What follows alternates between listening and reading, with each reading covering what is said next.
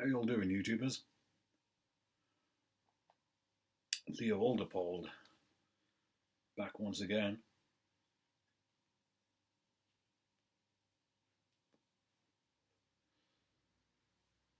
Hope you're doing good. I thought I'd make a little video because I've been working hard all morning sitting in front of a computer, so I figured I'd spend a bit more time sitting in front of a computer and talking to you guys.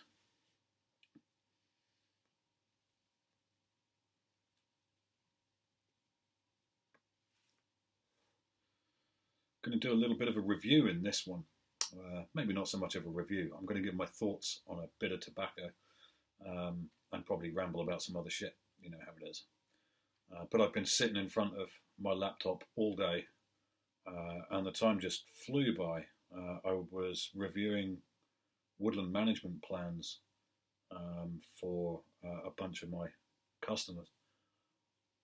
And I got up, and before I knew it, it was like 2 o'clock in the afternoon, and I hardly had gotten up for a cup of tea or to have any breakfast or lunch or anything else. So I decided to take a bit of time out, at least a little while. If you keep seeing me move forward and, play with the computer, it's because for some reason my MacBook, I'm a Luddite, I don't understand technology, to be honest, but for some reason my MacBook just turns the screen off. The screen goes to sleep even when the camera's running, which is kind of annoying because then I can't see what you guys are going to see, and it kind of puts me off my game.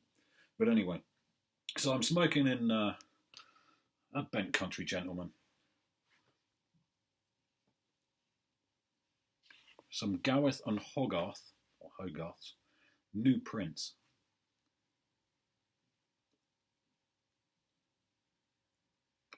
That somebody sent me a few samples of the other day.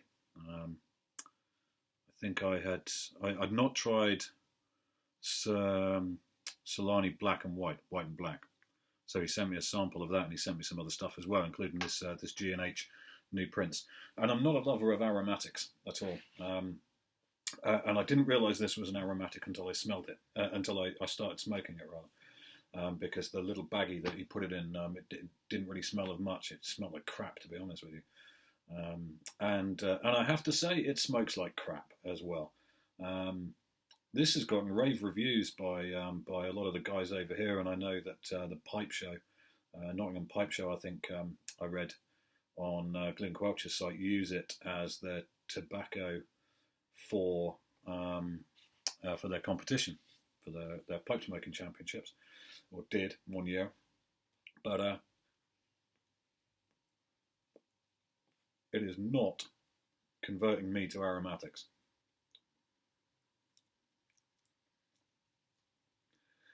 It smells friggin' great in the room. Smells wonderful. Makes the room smell wonderful. But yeah, geez, tongue bite. I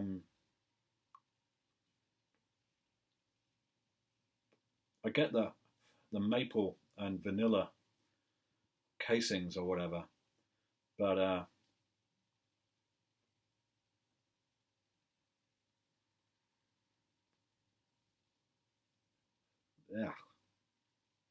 yeah.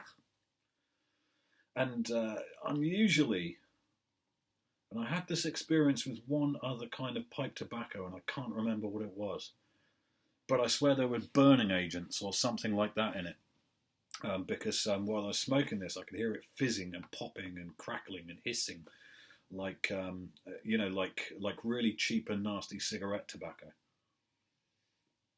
I mean, you've probably got a similar thing over there in the States, but for us folks over here, when I was growing up, or when I was younger anyway, and I was smoking cigarettes, you used to get these really nasty, cheap cigarettes, Rothman Royals, and you'd get, instead of 20 in a pack, you'd get 25, and they'd be cheaper than a regular pack of cigarettes, but they were shit, horrible things, and they used to fizz and crackle and spit while you were smoking them, and this GH New Prince reminds me of that.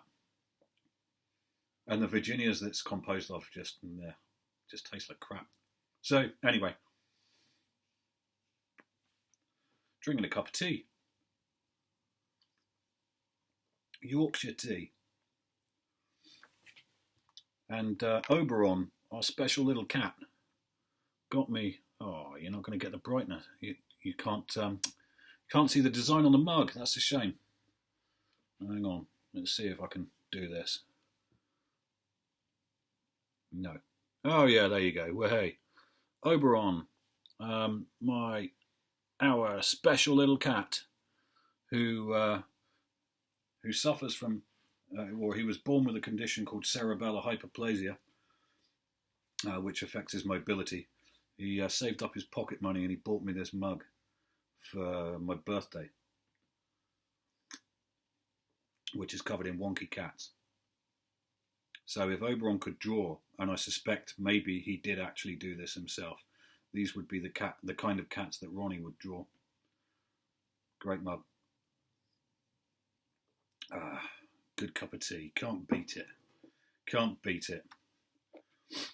Broken your leg? Cup of tea. War broken out? Have a cup of tea. It's the British way.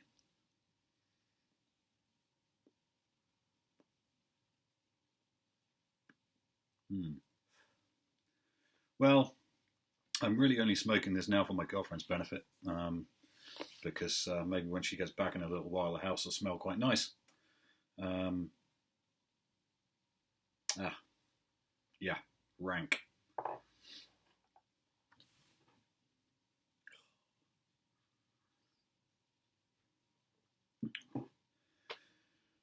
So I'm thinking at the moment about trying a few more blends, a few more Burleys. I've been rooting around on the tube to find some reviews of half and half.